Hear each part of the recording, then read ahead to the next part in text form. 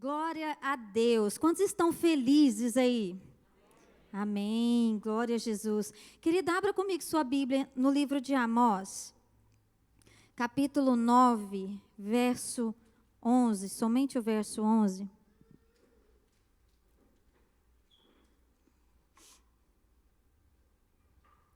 Vou botar mais água aqui. Todos acharam?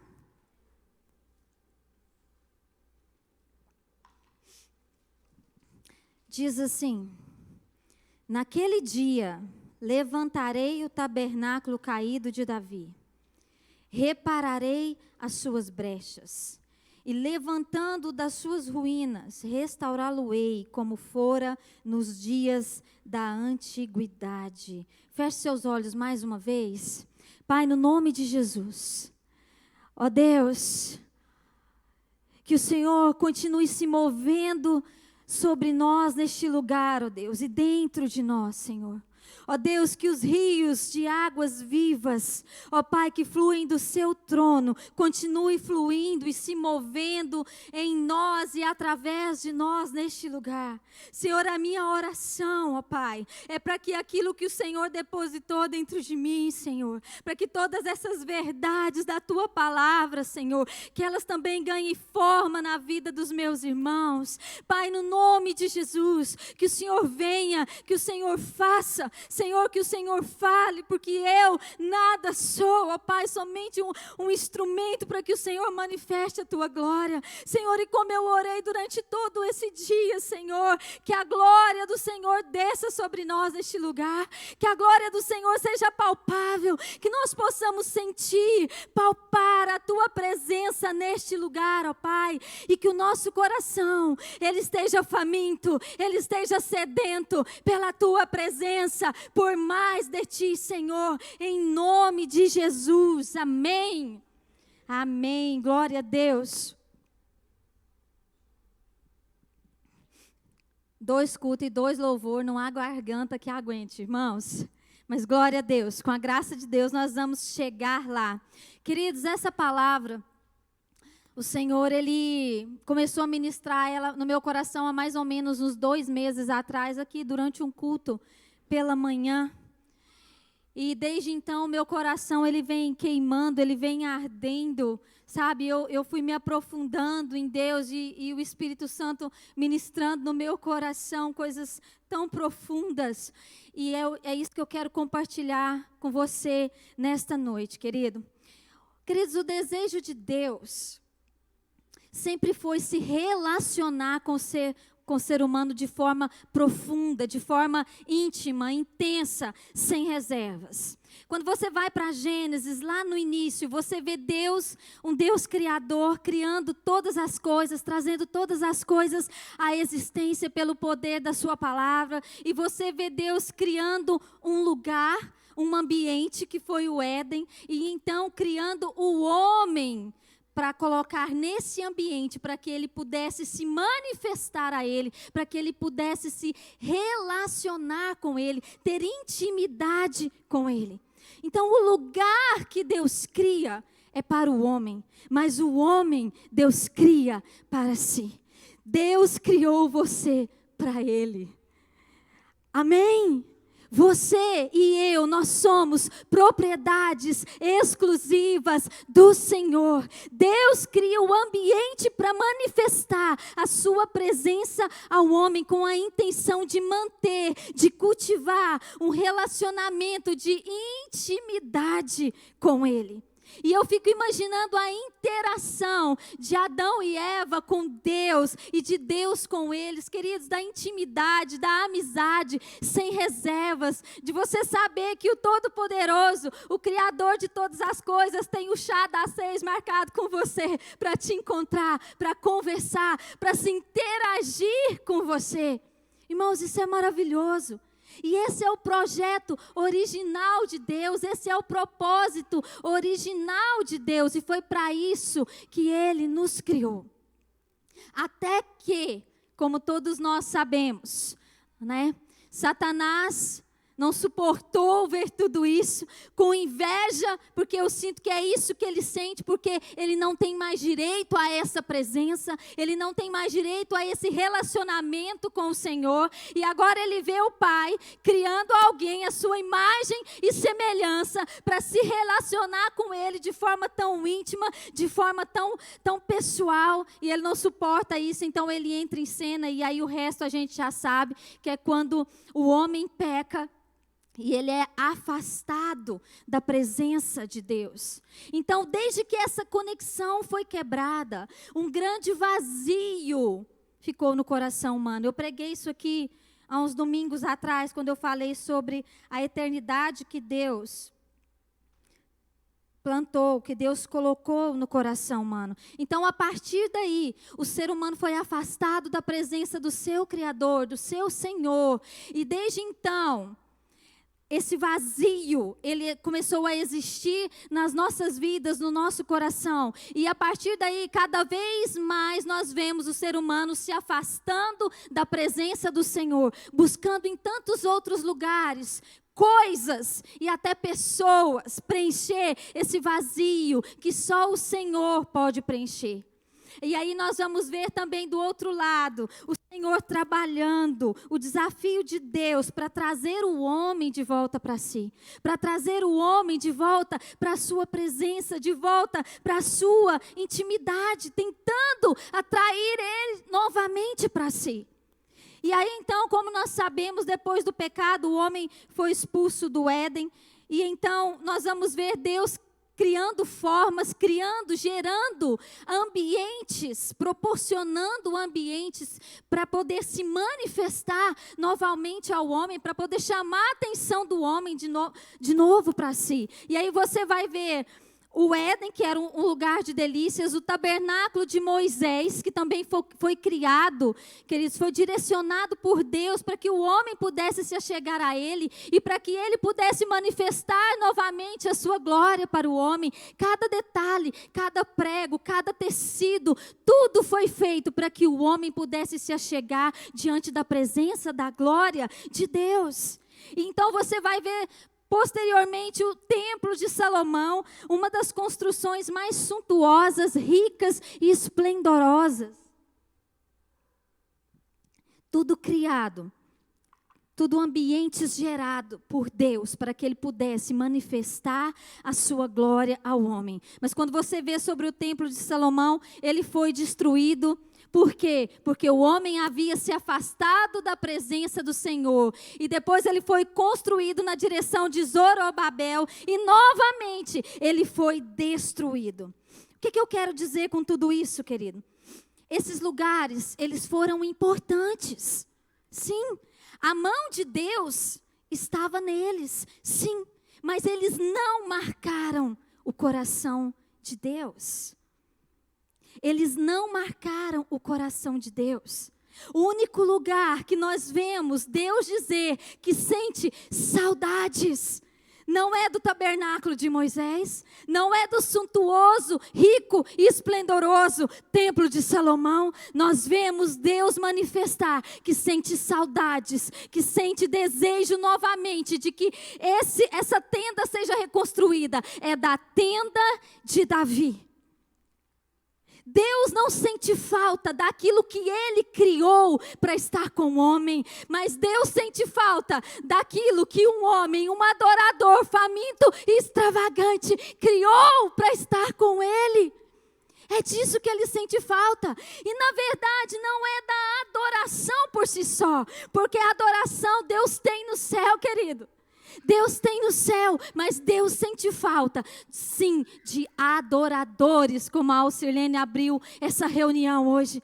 Não é isso que nós vemos quando Jesus está lá com aquela mulher samaritana e ela pergunta para ele: Senhor, aonde nós devemos adorar? É em Gerizim ou é em Jerusalém? E então ele vira para ela e diz: minha querida, vem a hora e já chegou em que os verdadeiros adoradores adorarão ao Pai em espírito e em verdade, porque são estes que o Pai procura. Então Deus não está em busca da nossa adoração por si só, mas Deus está em busca de adoradores, como Davi. Porque Davi entendeu o que Deus queria.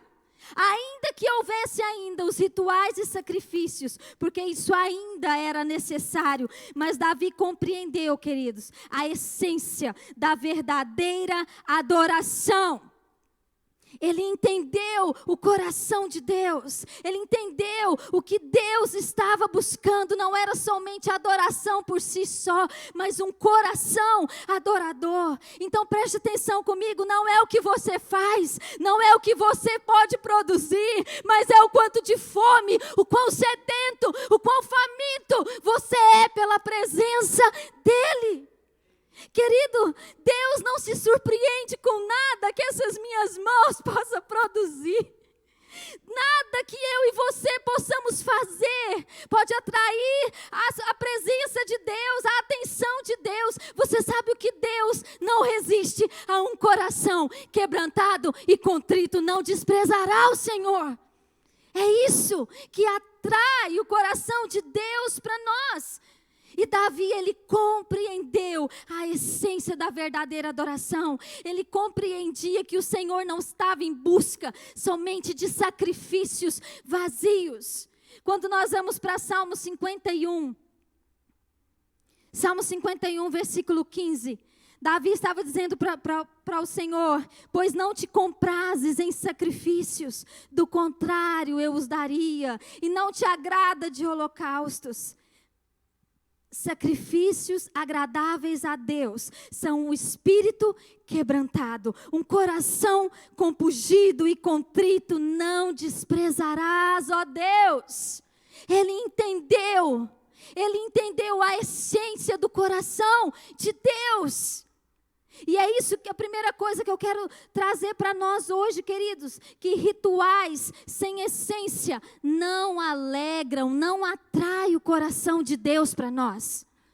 Deus não está em busca dos nossos rituais vazios. Deus está em busca de corações famintos pela presença dEle. É isso que Deus procura em nós.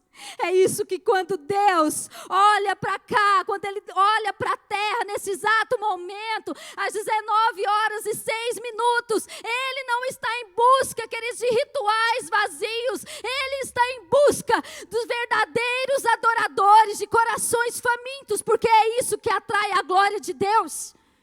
Às vezes a gente vem para o culto e fica esperando a adoração. Deixa eu te dizer, querido, se não há fome no seu coração, o céu pode descer aqui, que você vai sair do mesmo jeito que você entrou. Deus está em busca de corações famintos, sedentos pela sua presença. E Ele não se alegra, rituais sem essência não atraem a glória dEle, não atrai o coração dEle. Tanto o tabernáculo de Moisés, quanto o templo, ele se tornou um amuleto para o povo. Aquela estrutura dizia que Deus estava lá, que Deus estava no meio deles, porque eles precisavam de ver algo. Porque o Deus que eles serviam não tinha face, como o Deus dos egípcios, como os deuses das nações vizinhas, então eles precisavam de ver. Então eles tinham aquela estrutura que dizia para eles: não, Deus está aqui no nosso meio, mas eles não valorizavam a sua presença. Por isso que Deus permitia que fossem destruídos. Sabe por quê? Porque eles adoravam a obra e não o Criador. O apego deles era às tradições, aos objetos sagrados e não à presença do Senhor. Sabe qual é o nome disso? Religião. A religiosidade nos afasta da presença do Senhor. E neste tempo que nós temos vivido, muitos têm trocado o seu relacionamento com Deus por mero ativismo religioso. Ainda hoje, muitos vivem limitados pelas garras da religião, apegados a tradições, apegados a rituais. Por fora, tudo uma gracinha, tudo parece certo. Como diz o nosso pastor, por fora bela viola, por dentro pão bolorento. É bem assim, isso é a religião, queridos. ela tem uma capa bonita, ela tem uma veste bonita, parece tudo perfeito, mas por dentro é pão bolorento, não há essência, não há verdade. Isso é religião. É batizado? Não tem que batizar, senão não vai para o céu. Mas não compreende que o descer às águas é um testemunho da obra que Jesus já fez dentro de mim. Ou pelo menos tem que ter feito dentro de mim. Vai à igreja todo domingo, porque domingo é dia do Senhor. Mas quando sai por aquelas portas, continua na velha vida, com os mesmos pecados. Religião. É dizimista, vem aqui e entrega o seu dízimo. Não, tem que dizimar, porque senão o devorador vai vir e vai comer todos os meus bens. Mas não compreendeu a obra da redenção, que tudo que eu tenho é dele, inclusive eu mesma. Inclusive nós mesmos pertencemos ao Senhor. São teólogos cheios de conhecimento, não é isso? Cheio de teoria. Quanto nós vemos aí, queridos, pessoas batendo, não, eu sou teólogo, eu tenho formação, eu sou teólogo e tenho orgulho de dizer isso. Mas deixa eu te dizer uma coisa, nós temos visto neste tempo, nunca vimos igual, queridos. As igrejas estão cheias, lotadas, abarrotadas, mas de pessoas vazias. São teólogos, cheios de conhecimento, cheios de teoria, mas vazios de Deus, vazios da vida de Deus. Que paradoxo! Mas é a verdade. Leonard Ravenhill diz no livro Por que tarda o pleno avivamento? Existe uma grande diferença entre conhecer a palavra e conhecer o Deus da palavra. Nós podemos conhecer as Escrituras e os mandamentos, mas a nossa vida só será transformada o dia que nós tivermos um encontro com o Deus da palavra. É isso que transforma. Não é o mero conhecimento da teoria, da história, mas é um encontro com a verdade, com o Deus dessa palavra. E sabe o que é triste?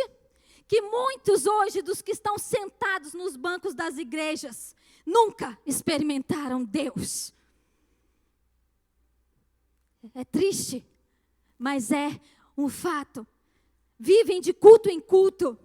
Conhecem Deus de ouvir falar. Fazem campanhas para alcançar isso. 7 passos para a prosperidade. Não sei quantos degraus para ser um homem e uma mulher de sucesso. Fazem campanhas para tudo, mas estão vazios de Deus. Percebe que os motivos é só sobre nós? O que eu quero conquistar, o que eu quero fazer. Queridos, não tem problema nenhum você querer conquistar e você querer fazer. Mas deixa eu te dizer, isso não é a prioridade na nossa vida. Não é e não pode ser a prioridade na nossa vida. Você sabe o que nós vemos? Muitos querem a mão de Deus, mas não querem ver a sua face. Muitos querem a bênção de Deus. Todos nós queremos a bênção de Deus. Sim ou não? Sim ou não, irmãos? Pode falar. Não é errado querer a bênção de Deus. Não é errado. Mas conhecê-lo, ter intimidade com esse Deus precisa vir antes. Nós não vemos campanhas por aí buscando Deus até encontrar. Você vê campanhas por aí assim? Até que eu encontre, até que eu veja a sua glória. Vamos fazer um jejum, até que Ele venha. Nós não vemos campanhas por aí assim. Você sabe por quê? Porque o foco da nossa busca, a nossa fome, deixou de ser o Senhor. Deixou de ser o Senhor. Qual é o foco da sua busca? Irmãos, nós sempre estamos buscando alguma coisa. Nós sempre estamos em busca de alguma coisa. Mas faça essa pergunta para você mesmo. Por que eu estou aqui? Por que eu vim aqui hoje? Por que eu saí da minha casa e eu vim para cá hoje? É mera religiosidade? É só para cumprir um protocolo? É só para não desagradar o pastor, senão ele vai me ligar na segunda-feira. Por que nós estamos aqui, querido? O que nos trouxe aqui? O que te trouxe aqui nesta noite? Às vezes o sentimento sabe, queridos, que a gente tem, é que tudo se torna um ativismo religioso na nossa vida. E a gente faz as coisas por fazer. A gente vem por vir, não tem expectativa no coração. Nossa, nós vamos nos reunir hoje como igreja, como corpo. Nós vamos adorar o Senhor. E a glória do Senhor vai encher essa casa. E vai haver curas, e vai haver milagres, e vai haver manifestação da sua presença. Qual é a expectativa que você saiu da sua casa para vir aqui hoje? Irmãos, nós estamos vivendo um evangelho tão medíocre. Tão medíocre, tão religioso, e não é isso que atrai o coração de Deus para nós. O sentimento que nós temos é que, como igreja, é que nós estamos muitas vezes fazendo culto para pessoas. O louvor tem que agradar a plateia, a palavra tem que ser só motivacional.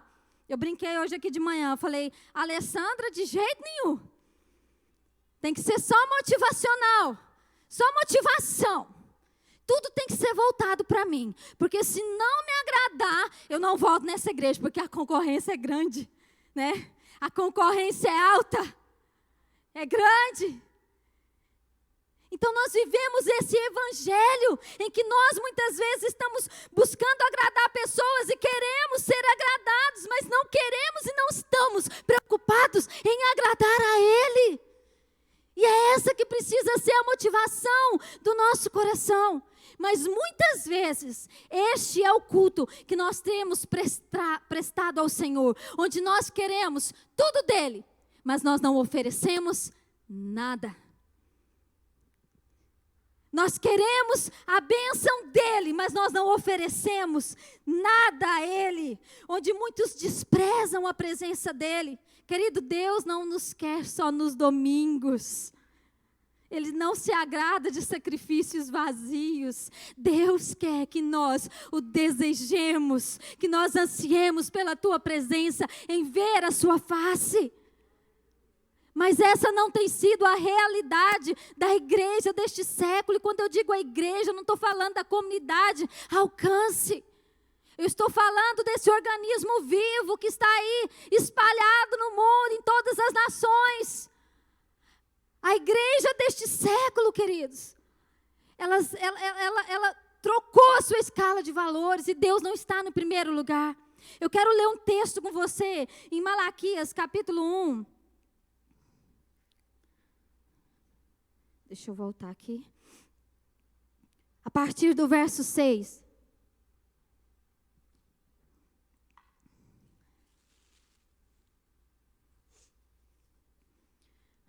Amém? Diz assim: o filho honra o pai e o servo ao seu senhor. Se eu sou o seu pai, onde está a minha honra? E se eu sou o seu senhor, onde está o respeito para comigo? Diz o Senhor dos exércitos a vós outros, ó sacerdotes, que desprezais o meu nome. Vós dizeis, em que desprezamos nós o teu nome? Ofereceis sobre o meu altar pão imundo, e ainda perguntais, em que te havemos profanado? Nisto que pensais, a mesa do Senhor é desprezível. Quando trazeis animal cego para os sacrificardes, não é isso mal? E quando trazeis o coxo ou o enfermo, não é isso mal? Ora, apresenta-o ao teu governador, acaso ele terá agrado em ti e te será favorável, diz o Senhor dos exércitos. Agora, pois, suplicais o favor de Deus, que nos conceda a sua graça, mas com tais ofertas nas vossas mãos, aceitará ele a vossa pessoa? Diz o Senhor dos exércitos. Tomara houvesse entre vós quem feche as portas, para que não acendesses debalde o fogo no meu altar. Eu não tenho prazer em vós, diz o Senhor dos exércitos, nem aceitarei da vossa mão a oferta. Queridos, esse texto, ele é muito forte, porque aqui Deus ele estava confrontando os sacerdotes que o desprezavam, que o desonravam, servindo sacrifícios de animais defeituosos na presença do Senhor, enquanto eles deveriam oferecer o perfeito diante dele. E então Deus diz para eles assim: vocês querem o meu favor? Vocês querem a minha bênção, quer que eu estenda a minha mão sobre vocês, mas vocês têm coragem de vir diante de mim e trazer esses sacrifícios vazios e defeituosos. O Senhor os confronta. Vocês querem a minha bênção, mas oferecem a mim a sua pior parte, me desprezam, são indiferentes à minha presença e espere que eu aceite o seu culto mais ou menos, sua vida mais ou menos, o seu coração mais ou menos. E então Deus diz para ele: eu não aceito. Queridos, isso é muito forte, porque muitas vezes nós agimos assim. Nós queremos a bênção de Deus para nós. Nós queremos o favor de Deus para nós e sobre nós. Nós queremos que Deus mude a nossa história. Nós queremos que Deus prospere o nosso caminho. Nós queremos a cura. Nós queremos a intervenção. Nós queremos o milagre de Deus, mas nós não queremos nos envolver com Ele. Nós não queremos buscar a face dEle. Mas nós queremos o seu favor. Queridos, nós precisamos tomar cuidado para não entrar neste caminho, porque muitas vezes o que nós temos oferecido diante do Senhor são sacrifícios defeituosos, só por medo de ser castigado. Não, eu vou, porque senão Deus vai me castigar. Não é isso? A mentalidade de muitos. Senão eu não vou ter a bênção dEle. E aí no versículo 13 desse mesmo capítulo, o Senhor dizendo aí, diante de tudo isso, o Senhor diz: e ainda dizeis, que canseira, e me desprezais, diz o Senhor dos exércitos. Que canseira, tem culto hoje. Que canseira, tem célula hoje. Que canseira, é semana de oração. Ah, meu Deus, que canseira, o pastor marcou um jejum. Queridos, eu não sei você, mas muitas vezes eu me envergonho desse evangelho, onde nós só queremos, venha a nós, mas nós muitas vezes não estamos dispostos a ir diante dEle. E o que realmente Deus quer de nós, queridos, é que nós o desejemos de todo o nosso coração. Não por aquilo que Ele pode fazer por você, não por aquilo que Ele pode nos dar, mas por quem Ele é. Não é isso que Ele diz? Buscar-me-eis e me achareis, quando me buscardes de todo o vosso coração. É isso, nós vamos o encontrar, porque Ele não é mentiroso. Você sabe por que nós não encontramos? Porque nós não estamos buscando com todo o nosso coração, porque não há verdade, não há profundidade, não há essência na nossa busca. É por isso que nós não encontramos, porque Ele diz que nós o encontraríamos quando nós o buscássemos de todo o nosso coração. E eu quero te perguntar, qual foi a última vez que você o buscou? Irmãos, eu perguntei isso aqui para mim. Qual foi a última vez que você o buscou, que não foi para pedir? Com uma lista de desejos, mas tudo a meu respeito, tudo sobre mim. Qual foi a última vez que você se deliciou na presença dEle, que você deitou no colo de Deus, que você chorou, que você se sentiu abraçado pela glória dEle, não para pedir nada, somente para estar com Ele, por causa dEle? Sabe o que tem acontecido? Nós estamos nos acostumando a sobreviver longe da presença de Deus. E a gente trata isso como se fosse normal. É normal. E você sabe o que acontece? Nós vivemos saudosos do primeiro amor. Ai,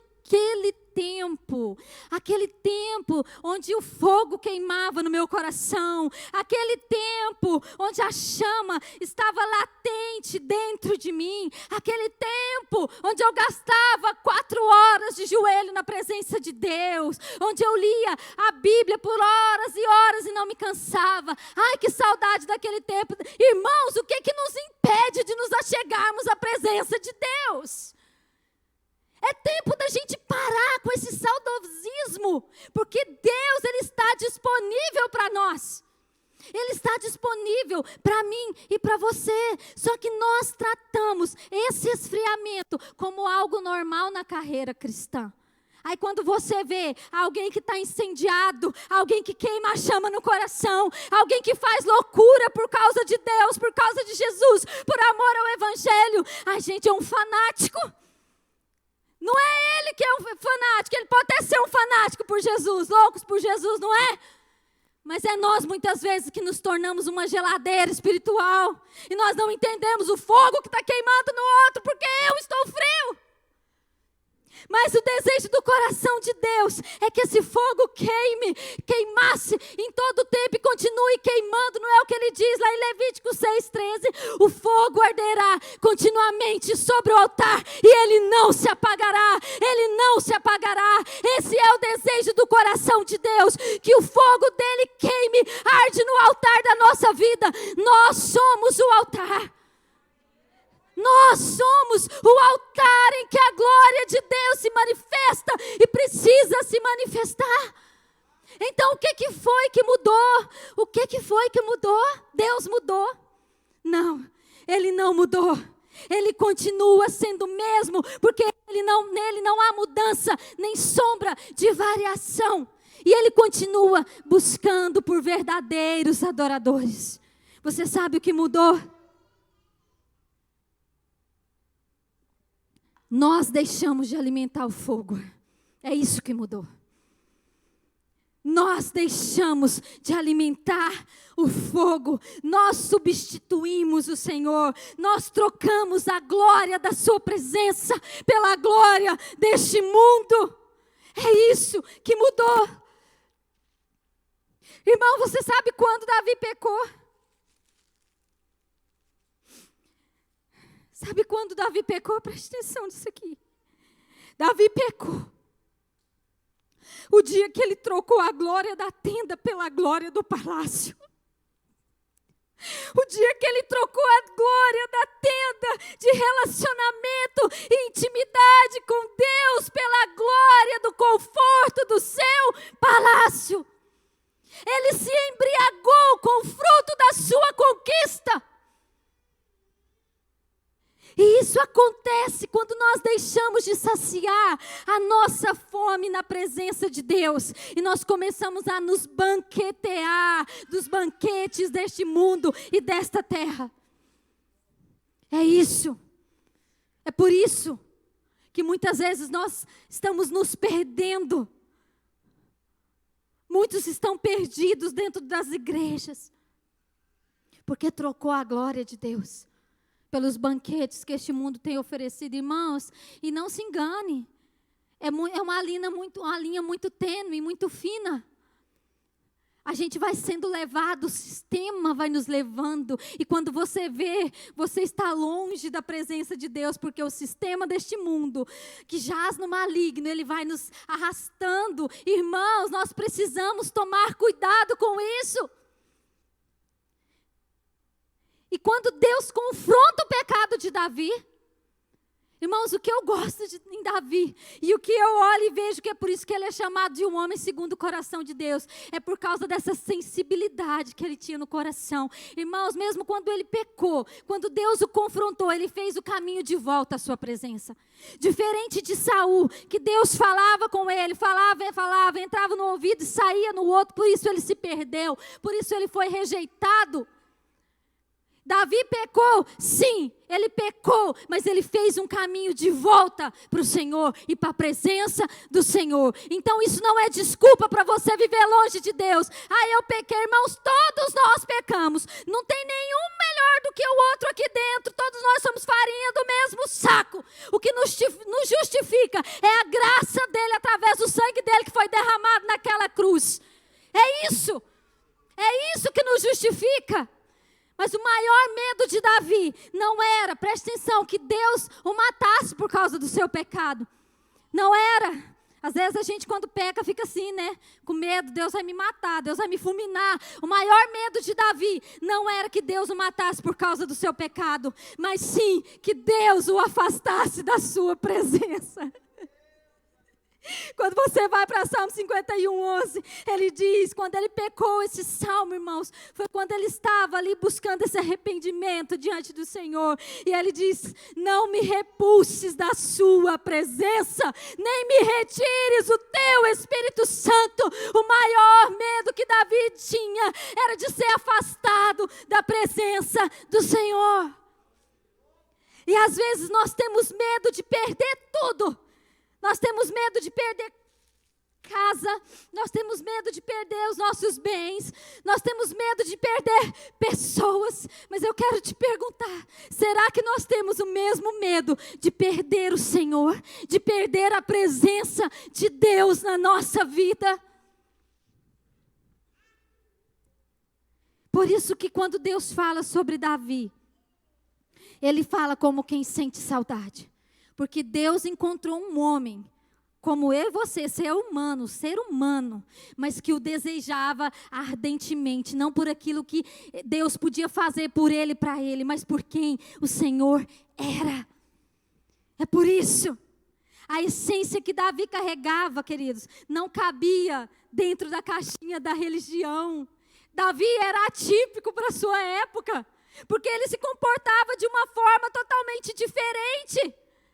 Ele era atípico para a sua época. E ele não tinha medo da presença de Deus. Temor sim, medo não. Enquanto muitos tinham medo da presença de Deus, como aconteceu com o povo de Israel, lá em Êxodo, capítulo 20, a partir do verso 18. Deus disse para Moisés, prepara o povo que eu vou descer sobre o monte. E eu vou manifestar a minha glória para eles. E aí eles prepararam, se santificaram. E quando chegou o grande dia, como nós lemos aqui, todo o povo presenciou os trovões e relâmpagos, e o clangor da trombeta, e o monte fumegante. E o povo observando se estremeceu e ficou de longe. E disseram a Moisés, fala-nos tu e te ouviremos. Porém, não fale Deus conosco para que não morramos. Respondeu Moisés ao povo, não temais. Deus veio para vos provar e para que o seu temor esteja diante de vós, a fim de que não pequeis. O povo estava de longe em pé. Moisés, porém, se chegou à nuvem escura, onde Deus estava.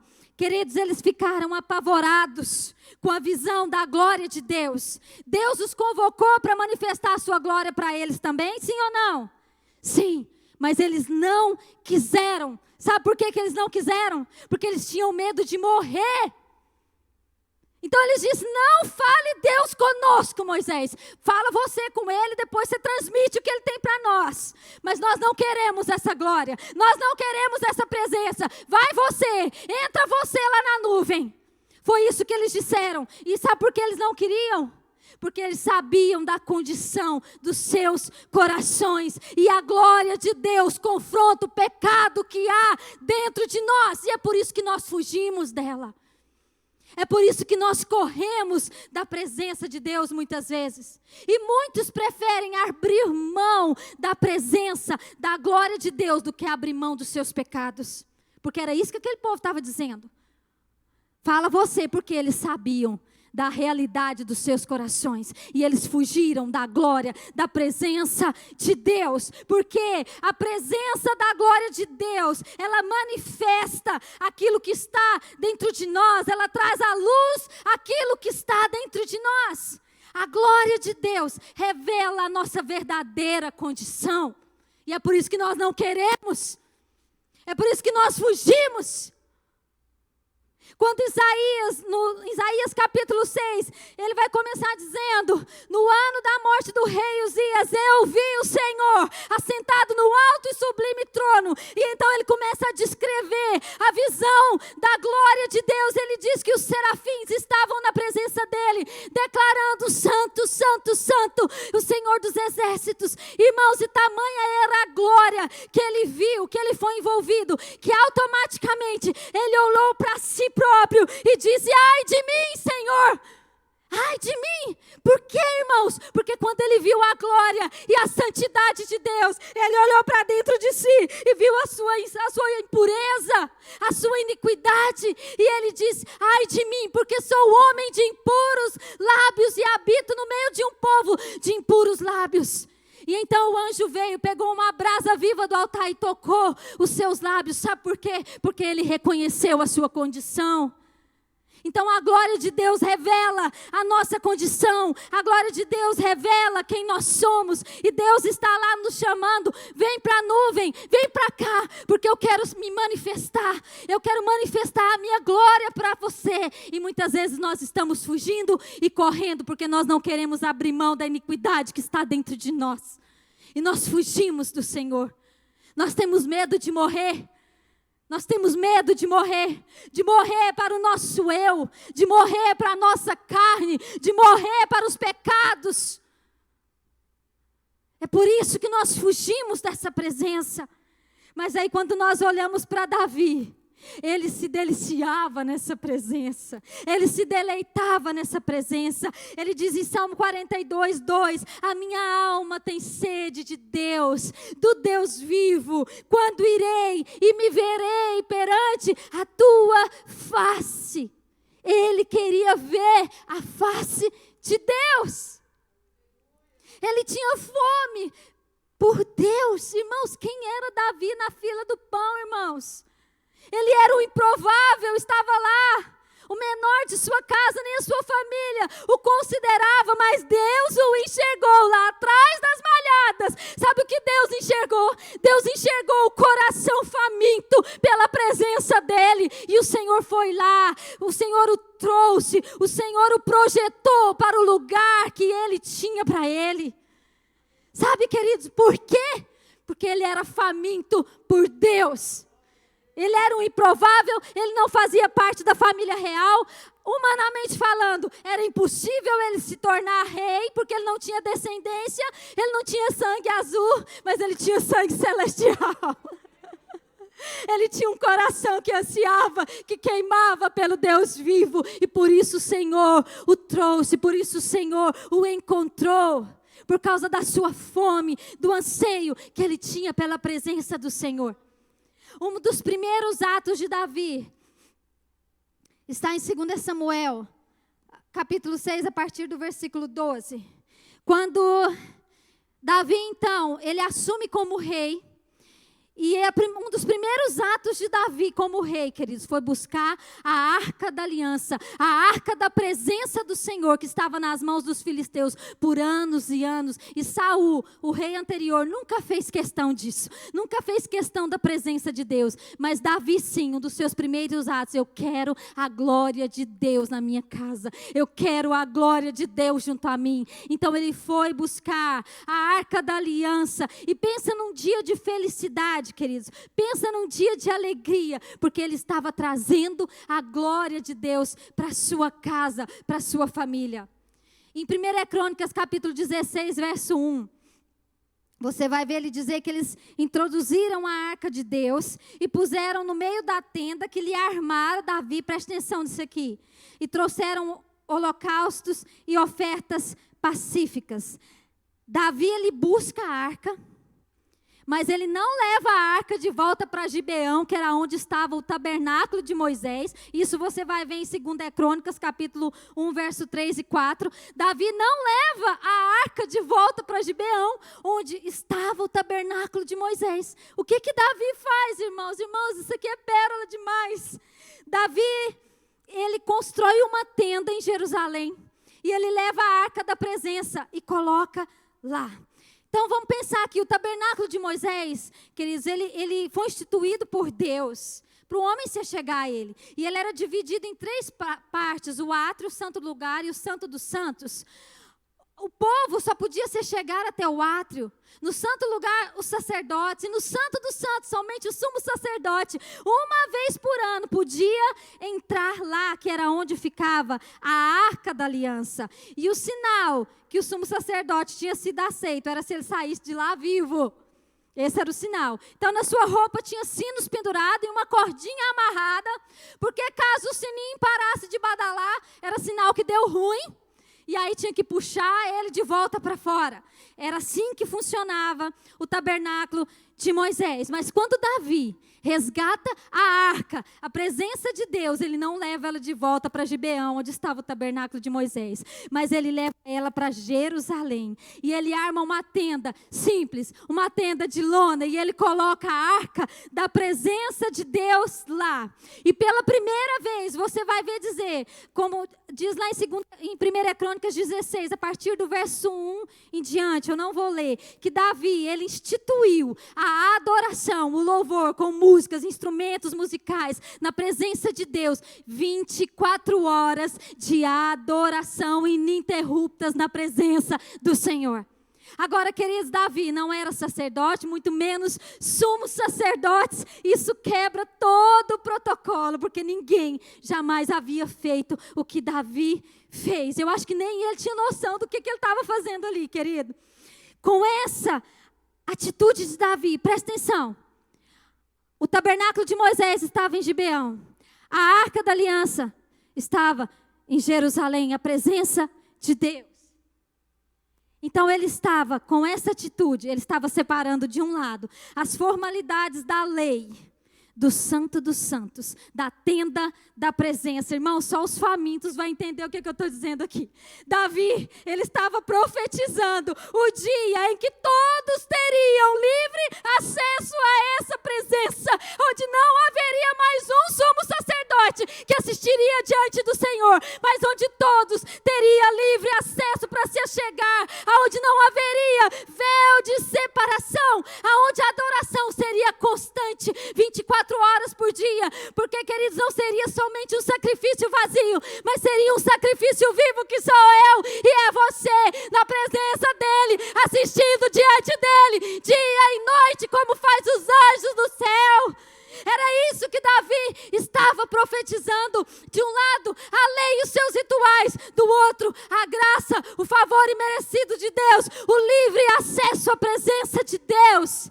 E isso foi conquistado o dia que o Cordeiro de Deus expirou naquela cruz. E ele disse, está consumado. E o véu se rasgou de alto a baixo. E ele nos deu acesso a essa presença. E ele diz lá em Hebreus 10, tendo, pois, irmãos, intrepidez para entrar no Santo dos Santos, pelo sangue de Jesus, pelo novo e vivo caminho. Ah, queridos, eu fico tomada por essa presença, porque Deus, Ele é tremendo demais, irmãos. Irmãos, você hoje tem livre acesso a essa presença. Por que que nós não desfrutamos dela? Por que que nós fugimos da presença da glória de Deus? Não existe mais nada que nos impeça de assistir diante dessa glória, diante dessa presença. Queridos, oh Jesus, aleluia. Nós precisamos voltar a essa presença, queridos.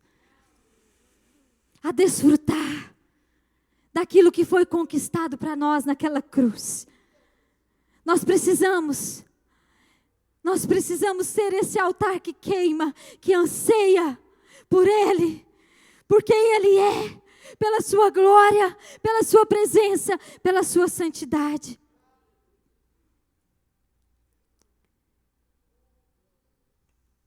Para encerrar, lá em 1 Samuel, irmãos, quando eu falo que Davi era um ser que não cabia na sua época, que tinha um coração, que tinha uma mente, uma profundidade em Deus, que era fora da média para a sua época.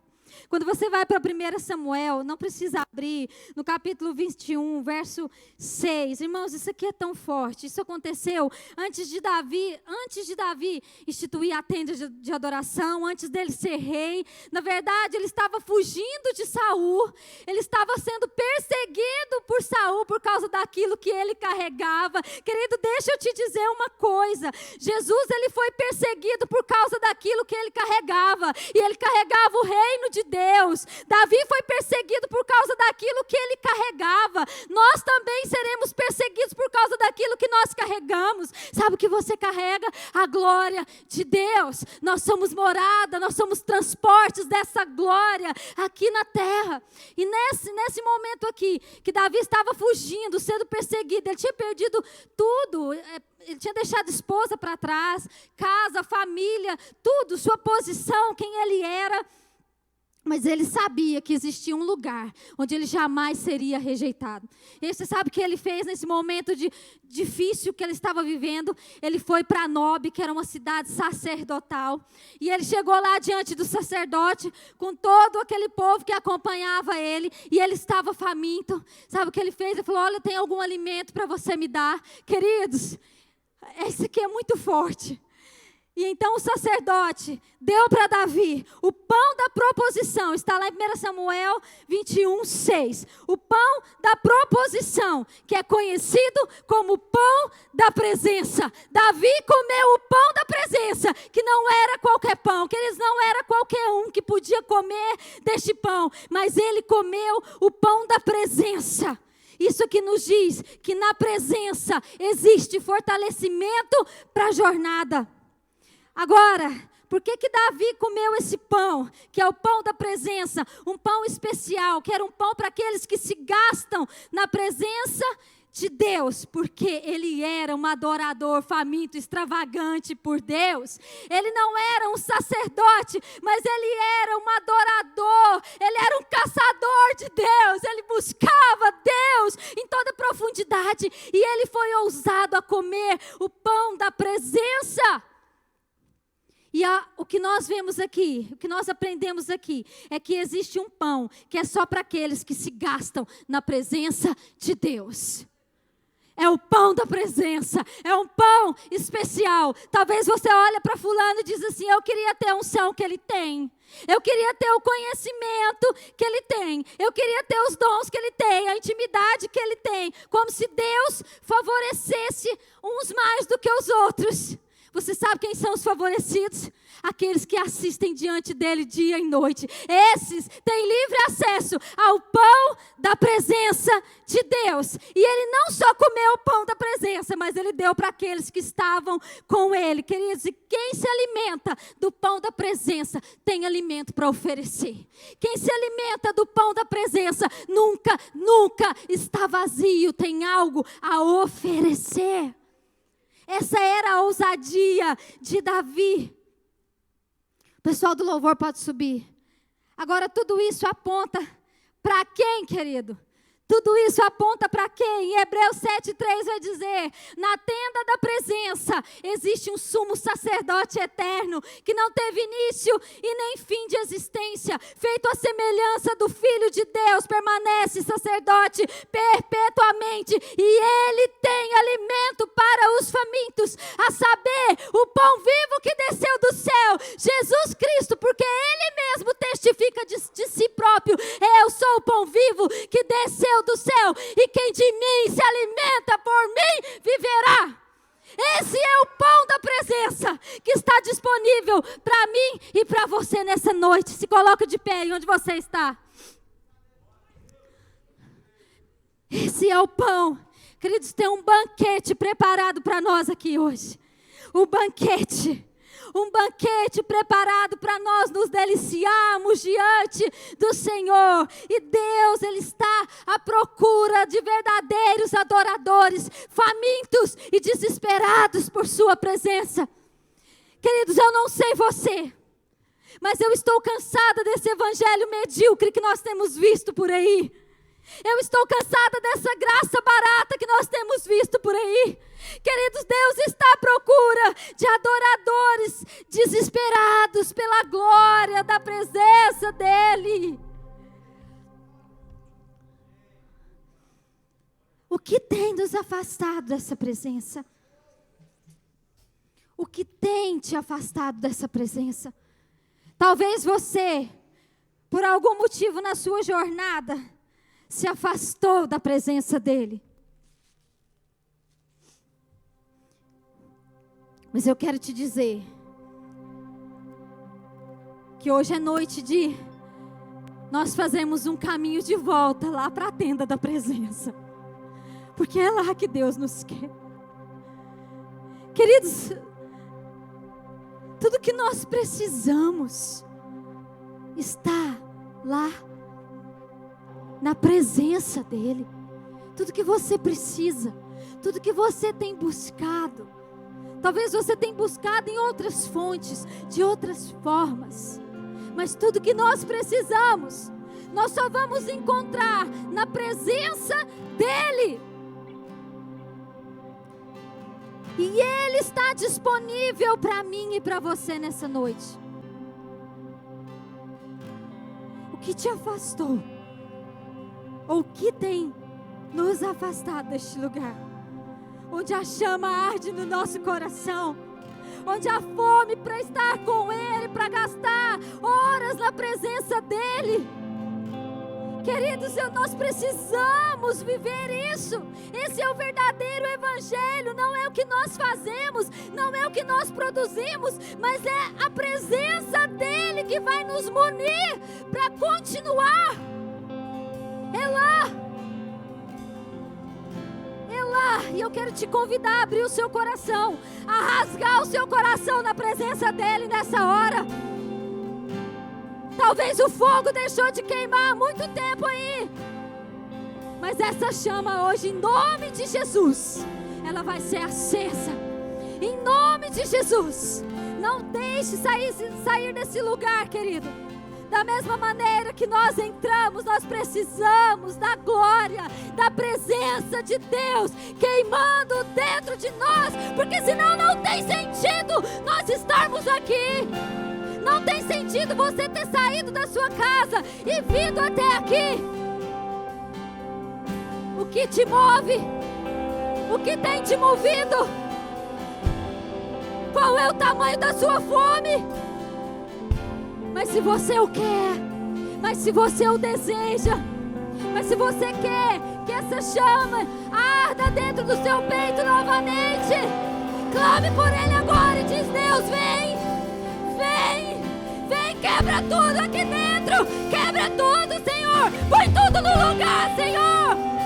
Eu abro mão de conduzir a minha vida longe da sua presença. Eu abro mão. Ah, querido, faz alguma coisa aí no seu lugar, querido. Faz alguma coisa aí no seu lugar, pelo amor de Deus. Faz alguma coisa no seu lugar, pelo amor de Deus. Existe uma glória palpável neste lugar. Existe um mover palpável neste lugar. Ei! Ei! Ei! Fome! Fome! Fome de Deus! Fome de Deus! Fome de Deus, Pai! Eu quero viver para Ti! Eu quero viver por Ti! Eu abro mão dos meus direitos! Eu abro mão das minhas razões! Eu abro mão de tudo, porque tudo que eu quero é o Senhor!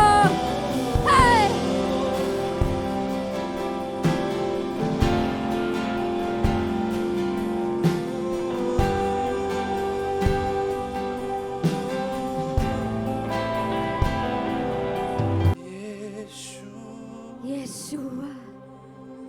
Levante sua voz, vamos lá. Existe um ambiente de glória, um ambiente de cura neste lugar, querido.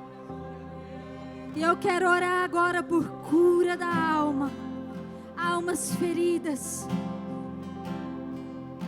Coloca a mão no seu coração e diz para Ele: Senhor, me sonda e me conhece. O Teu Espírito é o único capaz de discernir as profundezas do meu coração. Vem, vem, Senhor, naquele lugar aonde nem eu mesmo quero estar, nos quartos escuros da minha alma, aonde eu tranquei e joguei a chave fora. Entra e que a glória da Sua presença traga luz a este lugar. Em nome de Jesus, ó Deus, eu oro para corações sarados nesta noite, Pai. Para cura de feridas na alma, Senhor. Para almas que são escravizadas, feridas, ó Deus. Estão aprisionadas, impedidas de ver a glória de Deus. Ó Deus, manifesta a Sua glória nessas vidas nesta noite, Pai. Ó Deus, que as cadeias caiam, que os grilhões sejam quebrados por causa do peso da glória de Deus. Em nome de Jesus, em nome de Jesus, em nome de Jesus, em nome de Jesus.